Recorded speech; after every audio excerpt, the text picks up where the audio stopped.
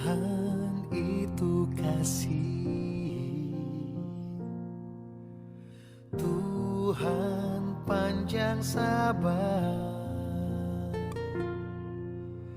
Oleh karena kasih karunia, ku dibenarkannya. Kasih karunia menyertai kamu dan damai sejahtera dari Tuhan Allah Bapa kita dan dari anaknya Tuhan Yesus Kristus. Amin. Horas, Salam, selamat pagi dan salam bahagia bagi kita semua. Salam sehat dan tetap semangat.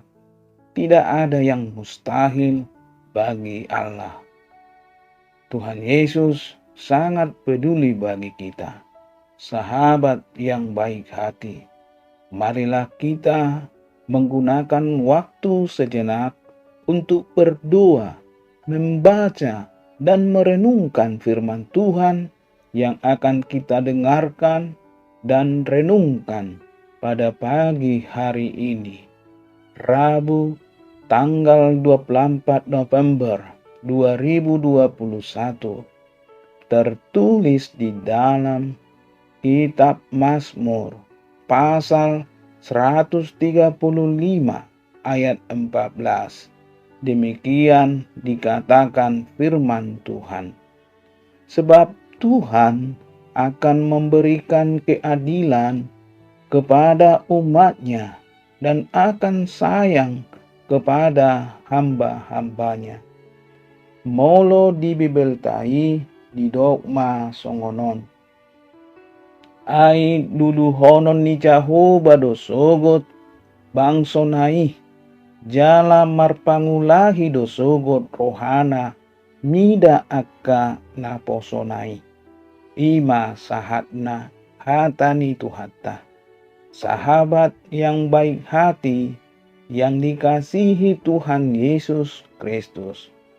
Mazmur 135 secara ritmis menyandungkan pujian untuk kemuliaan nama Tuhan, yakni sebuah ungkapan pujian yang sangat dikenal dan gampang dihafal oleh umat. Itulah mengapa Mazmur ini termasuk kidung ziarah yang mengajak banyak orang, imam dan umat semuanya mendengarkan panggilan dan melibatkan diri dalam irama memuji nama Tuhan. Mengapa memuji nama Tuhan menjadi seruan penting dalam melakukan ziarah? Menyerukan nama Tuhan adalah salah satu cara mendekati sang sumber kehidupan. Manjau-jauh gowarni debata, i madalata asa jonok hita tu Tuhan mualni hangulwata. Tuhan, Yahweh, debata Jehovah adalah sebutan untuk Allah pencipta alam semesta. Dengan menyebut namanya, berarti kita sebagai ciptaan ingin selalu berelasi dengan sang pencipta. Sadagu warna umuli siana saguari gowarni tuhata Yesus ido na umuli gowarni tuhaki holani do endeki gowarmi Yesus gi do pamalum rohaki. Endeta nomor 450 ayat sada. Sahabat yang baik hati, yang dikasihi Tuhan Yesus Kristus, mengapa Tuhan layak dipuji sedemikian rupa? Pengalaman iman leluhur Israel telah menjadi dasar yang kuat. Tuhan adalah pencipta sekaligus pelindung Israel. Sudah terbukti bahwa kuasa-Nya melebihi segala Allah dan raja dari bangsa manapun. Tuhan yang membebaskan Israel dari Mesir, memimpin mereka masuk ke Kanaan, dan memelihara mereka untuk selamanya. Pengalaman iman inilah yang terus dipelihara oleh umat lewat ziarah ke Yerusalem. Paling tidak dalam 1 tahun liturgi, 3 kali umat Israel berziarah. Pada hari raya Paskah, Pentakosta, dan Pondok Daun, umat berziarah dan mengenang penyertaan Tuhan yang Maha Kuasa. Berziarah pada hari raya merupakan sarana efektif supaya nama Tuhan mendapat tempat di dalam hati setiap generasi. Ya Tuhan, nama-Mu adalah untuk selama-lamanya. Ya Tuhan, Engkau diingat turun-temurun. Ali Jahuba, rodi saleleng-leleng nado buarmu. Mar sudut-sudut do parningotanmu. Ali Jahuba. Ayat 13. Tuhan bukan patung buatan yang tidak bisa berbuat apa-apa. Tuhan yang dipuji adalah Allah yang hidup di bata nama ngudu, yang selalu memberikan keadilan dan kasih-Nya kepada umat-Nya. Nama ngalehon hati goran, hasitongan, dohot holongna, tuganup na porsia di ibana. Dia memelihara dan menjaga umat-Nya dari segala hal. Nama narihon dohot mandongani akan naporsiai diganup partiktian. Sebab Tuhan akan memberikan keadilan kepada umat-Nya dan akan sayang kepada hamba-hamba-Nya. Ai luluhonon ni Jahoba do sogot bangsonai, jala marpangulahi do sogot rohana, mida aka maposonai.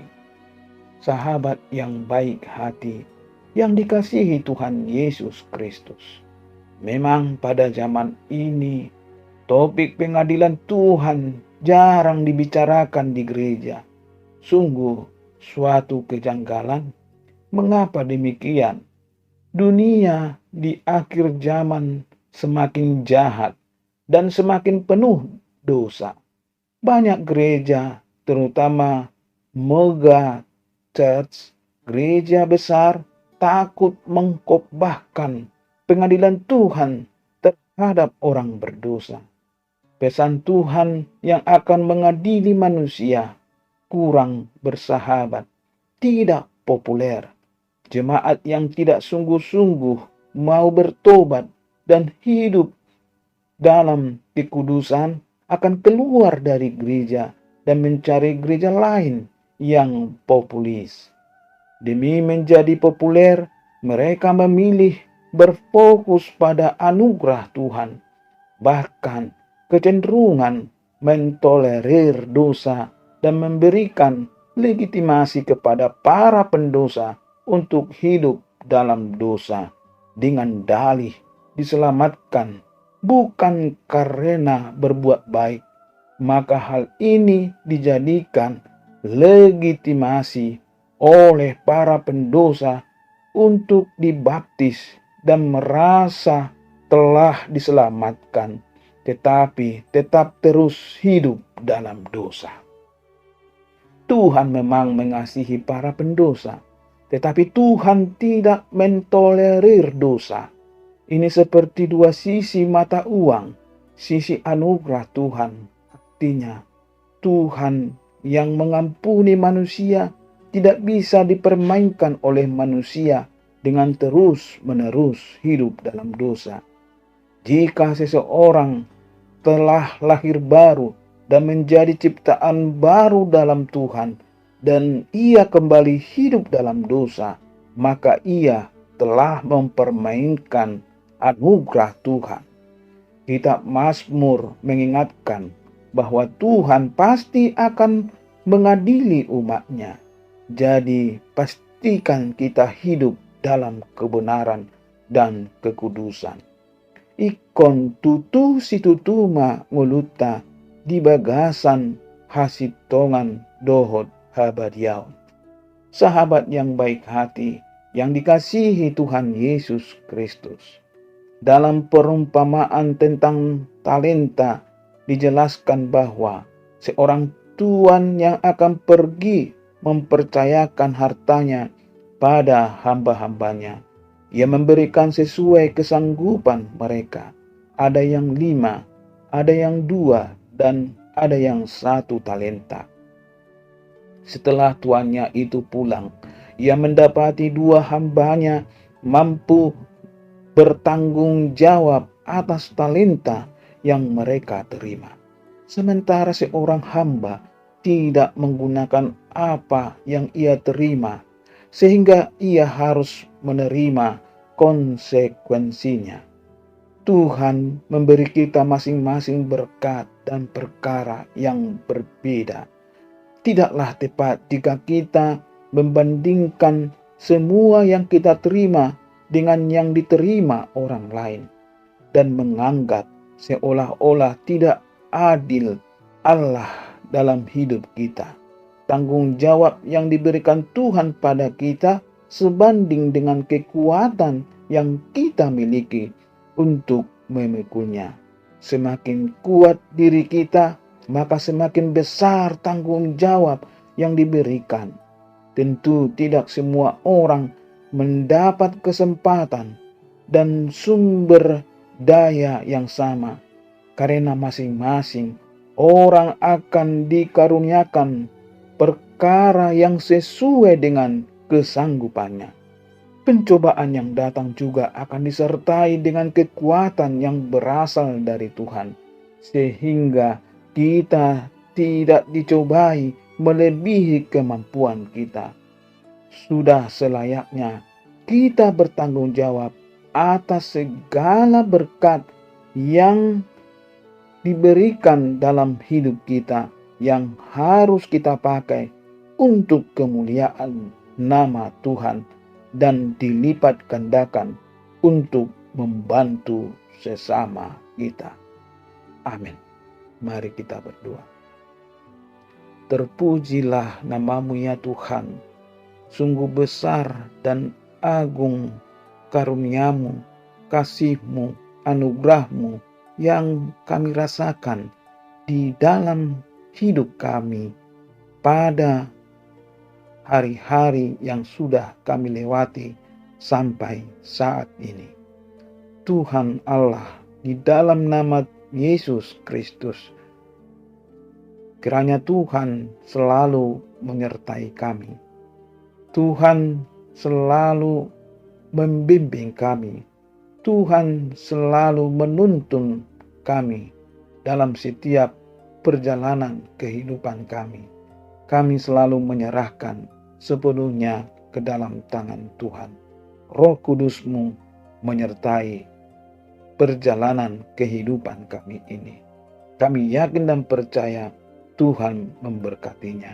Ampuni kami Tuhan dari segala dosa kesalahan kami, supaya kami layak memohon berdoa kepadamu. Di dalam nama Tuhan Yesus kami berdoa dan mengucap syukur. Amin. Salam ora.